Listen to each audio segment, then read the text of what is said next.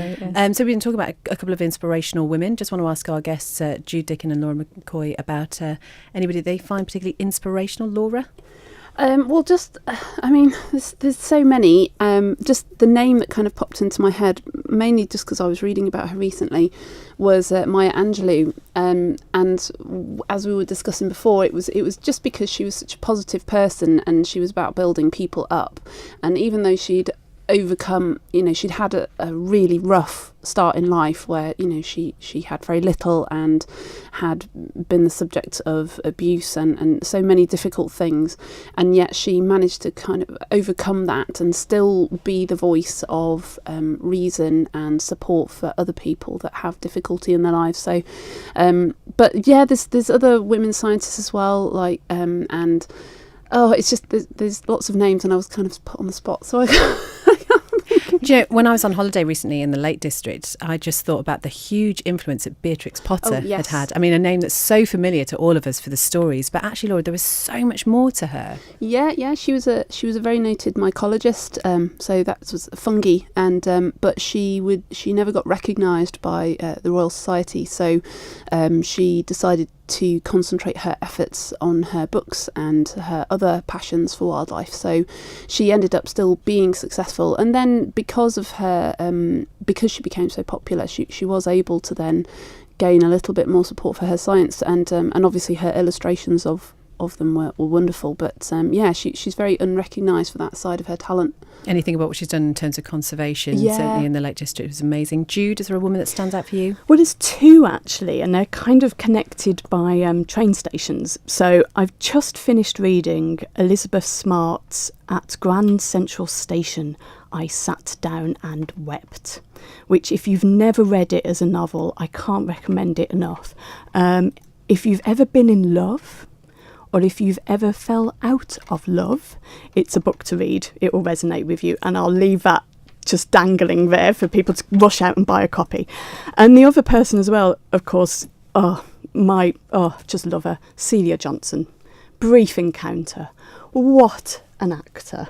I challenge anybody not to cry at that last scene in Brief Encounter. Just wonderful. Those are my two, Elizabeth Smart and Celia Johnson. Any other text, thoughts, comments throughout the show? 166 177 if you want to text, or you can email studio@manxradio.com. And we're talking about the first ever Manx Wildlife Week, which starts this Saturday. And I say week, I love this. It goes on for 9 days, actually. So it is, Jude, Dicken, a Manx week in every sense of the word. It goes on much longer than you expected.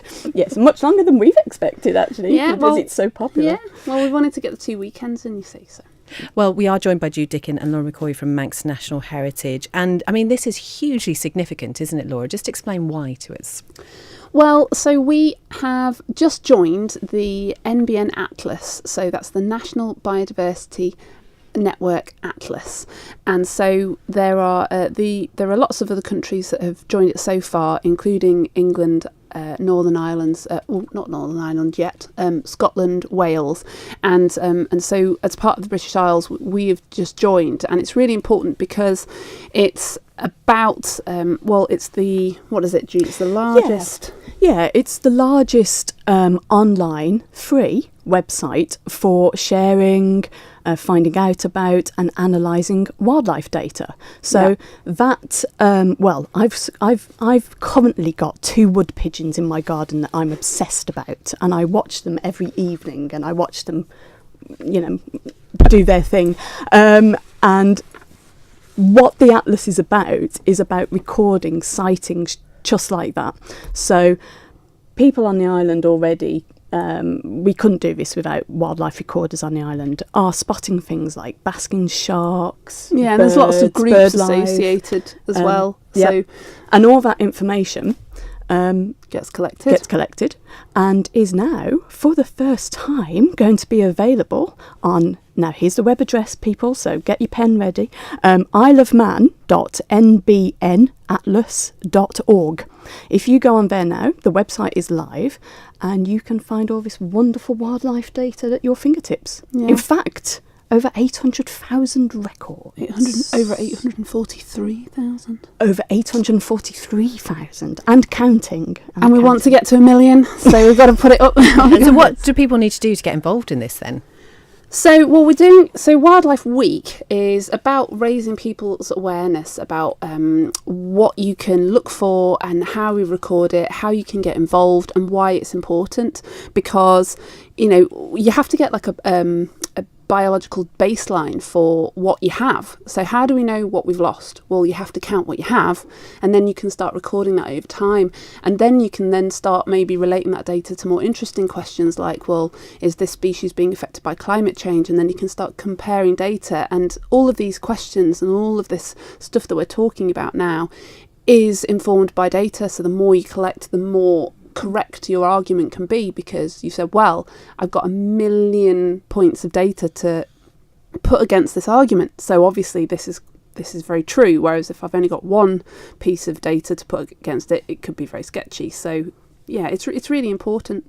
So Wildlife Week, we'll talk about the events that are going on actually. I mean, yeah, if wildlife is your thing and you go out on walks and you think, oh, I keep spotting that ladybird over there, I think I need to mention that. We have events that you can come along to, one of which is the Expo, Wildlife Expo, which is going to take place at the Eye Museum. Yeah, the Eye Museum. At the Eye Museum, which is in Douglas, just down from the Manx Museum, on the 25th of... What date is that? The Wednesday. The Wednesday. Next Wednesday, which is the... Oh, yeah, the 25th. The 25th. You got that, guys. You're right. It's Sorry. Wednesday, the 25th of April. The Manx Wildlife Week Expo at the Eye Museum from 7 till 9 o'clock in the evening. Just pop in and say, you know what? And it's free. And it's free. You know what? I want to get involved in wildlife recording, and you can get to meet... Who can they get to meet? Well, me, of course, which is amazing. But no, there's lots of really other interesting groups there. So we've got Manx Bat Group, we've got the Wildlife Trust, there's Manx National Heritage, so and the Wildlife Park as well. So and I think there's a couple of other people joining us. So we're all going to turn up and we're going to just show us all of our weird and wonderful things, just to kind of inspire people and say, well, look at all these odd things that we found on the beach. We can start monitoring this and you can tell us about it. So that's going to be good. How weird and wonderful are the species over here? Because there are people who might think, oh yeah, we're not very exotic, are we? Have we got really weird and wonderful things here? If all of you went out and googled whelk eggs and I'm doing it now. If you haven't already, you've probably already done that. So there are like these weird little things that you'll see on the beach that kind of look a little bit like, like the bubble wrap, but kind of like these weird little pouches that are all clustered together. Yes. Yeah. Oh, I've just Googled it. Yeah, just Googled it. Do they look weird? They do look a little bit weird. I told you. Yeah. So a lot of people see those things on the beach and they're like, what on earth is that? Because they look really strange and alien. Almost looks like a bunch of grapes. Yeah. And different species look a bit different, but they're just really strange. And a lot of people don't know what they look like. And when they see them, they're like, oh, that looks a bit alien. So it's just about showing people things that they... or like for instance mermaids' purses. So the eggs of sharks and rays, they look really beautiful and also very indicative to each species. Each species has a different looking egg. So it's just about looking at our cool stuff. Yeah. And I mean, familiar with it. I'm not a wildlife expert person, that's Laura. But even I went on isleofman.nbnatlas.org yesterday and I just had a look at what had been recorded in 2017. And I've just noted the two things down that jumped out for me. We have a 7-spot ladybird, and that was part of the UK Ladybird Survey, which happened in March 2017. Wow. So we're drawing... Oh, hand in the air. Sorry, I had a question about ladybird spots. Does it relate to their age? No. Okay, that was my question. So that's that answered. So a 7-spot ladybird.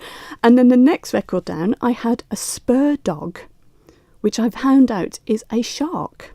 And that was part of the Scottish shark tagging programme though obviously they came into our waters. So even in 2017, it made me think I can go from a ladybird on this island, I can go from spotting a ladybird to spotting a shark. Yeah. And that's a little really how diverse we are. Yeah. And that's brilliant, isn't it? Because if you think about trying to get people outside and just enjoying and observing our wildlife, it's a brilliant way of getting kids involved, isn't it? To sort of go out and spot things and then be able to input it later and feel that they're doing something really significant. Well, yeah, because if you need like a goal or you want to sort of motivate people, it's like, well, look, this is really helping science. This is really helping us sort of conserve species. So some people might not be just content with going out for a stroll. Well, for children, the perfect event that we've got next week on the 22nd of April is the Leaf Litter Lab, which is about looking at creepy crawlies. Yeah, I used to love doing that. Yeah. Well, I think leaf litter is quite surprising because you kick through leaves in the autumn and you think nothing of it. But actually, if you start to sample that, there's loads. It's like a little mini city. There's loads of miniature things in there, little tiny woodlice and little tiny beetles and wasps and stuff. And if you like investigating things and looking down microscopes and seeing them blown up to a large size and seeing all their detail, it's really blown up cool. with a microscope, we should say. Oh yes, Yeah. no. Should have said actually that the events we've mentioned, they're all free, and if you want to book on them, get booking because it's filling up fast. Yeah. Go to the Manx National Heritage website on our What's On page, and you'll find all the events on there. You just book your place online. It's all free. Yeah, come along. Yeah, the Leaf Litter Lab is in the wildlife park, so you would have to pay to get in there. Yeah. But most of the other ones are either at the Manx Museum, which is free, or they're just out and about in the wonderful countryside that we've got. Now, assuming in being out and about in the wonderful countryside, you also need to be maybe a little bit cautious, don't you? Because you don't necessarily want thousands of people traipsing over like protected areas looking for things.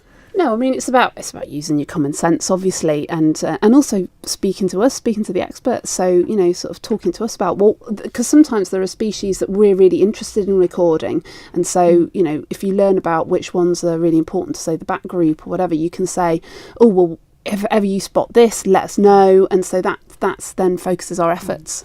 And it's a great way of inspiring the next generation of scientists and researchers. Yeah, definitely. Yeah. And as a little taster here, we're both so excited about this. On Friday the 28th of April, we have got Simon King, he of Autumn Watch and the Big Cats and the Big Cat Diary. I am so excited because I remember Simon talking about the deer rut on rum, and I just love Simon King. Anyway, he's coming along to give a talk at the Manx Museum on Friday evening, which is sold out, I'm afraid. Yeah. But hot off the press, on Saturday the 28th of April. Yes, he's doing a masterclass in going out and about and spotting wildlife, because he's been doing this professionally for many years.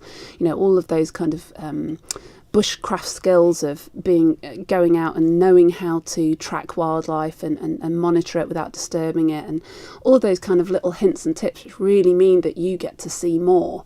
So it's a whole day.